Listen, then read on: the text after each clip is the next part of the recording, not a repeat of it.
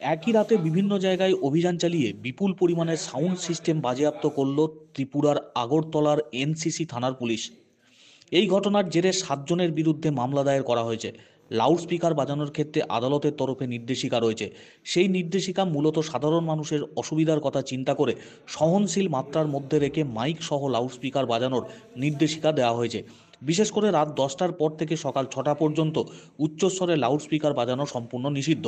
School, college, হাসপাতালের আশপাশ এলাকায় লাউডস্পিকার বাজানো নিষিদ্ধ।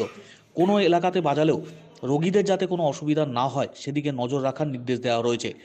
এরপরেও কিছু উচ্ছৃঙ্খল মানুষ আদালতের সেই নির্দেশিকাকে কার্যত বুড়ো আঙুল দেখিয়ে লাউড স্পিকার বাজাচ্ছেন দেদার।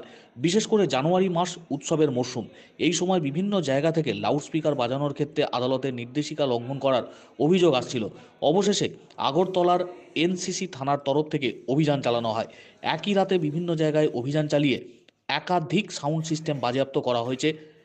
7 জনের বিরুদ্ধে মামলা দায়ের করা হয়েছে। আগামী দিনেও এই নজরদারি জারি থাকবে, এমনটাই জানিয়েছেন পুলিশ আধিকারিকরা।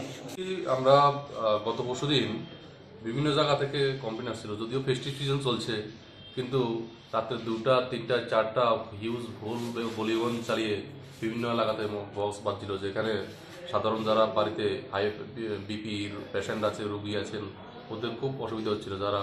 কিন্তু অনেকবার আমরা পুলিশ থেকে বারণ করার পরও কিন্তু ওরা স্টপ করেনি বা ভলিউমও কম করেনি। এইসব জায়গা থেকে আমরা টোটাল 5টা জায়গা থেকে টোটাল বক্স সিজ করেছি। আমরা হাই ভলিউমস বক্স সিজ করেছি 6টা, 11টা অ্যাম্পলিফায়ার সিজ করেছি, 3টা সাউন্ড মিক্সচার সিজ করেছি, যেগুলির বর্তমান বাজার মূল্য আনুমানিক 6 লক্ষ টাকা হতে পারে। এগুলিকে আমরা সিজ করেছি এবং আমরা 7 জন মালিকের বিরুদ্ধে আমরা কেস পাঠিয়েছি মাননীয় আদালতে। আর এই আমাদের এমন ধরনের অভিযান আরও আগামী দিনেও জারি থাকবে। হাইকোর্টের তো একটা অর্ডার রয়েছে, মানে উচ্চ শহরে না বাজান, তারপরও এই ধরনের মানে বাজানো হচ্ছে। আপনারা নিজ উদ্যোগ কোনো ব্যবস্থা নিচ্ছেন কি? আমরা নিচ্ছি। এখন যেটা ওই দিন যেটা ফেস্টিভ সিজন ছিল ওইখানে চলছে এবং আমরা অলরেডি পাবলিককে অ্যাওয়ার করেছি। এবারে আমরা অনেক ব্যাপার পাবলিকদেরকে নিয়ে মিটিং করেছি, কিংবা যারা মেশিন যারা ডিল করে ভাড়া দেয় ওদেরকে নিয়ে আমরা অনেকবার মিটিং করেছি।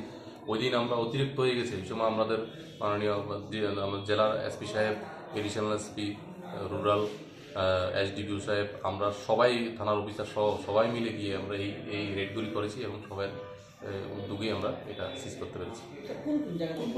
এখানে আমরা রামনগর থেকে সিজ করেছি, চালমারি থেকে, ভুবনবন, মধ্য ভুবনবন এবং বরজলা, 7টা জায়গা থেকে সিজ করেছি।